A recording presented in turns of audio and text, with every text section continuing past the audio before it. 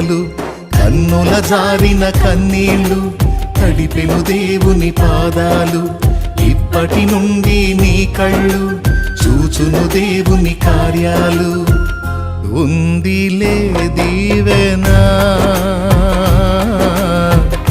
ఎందుక వేదన పొందిన యాతన దేవుడే మరచునా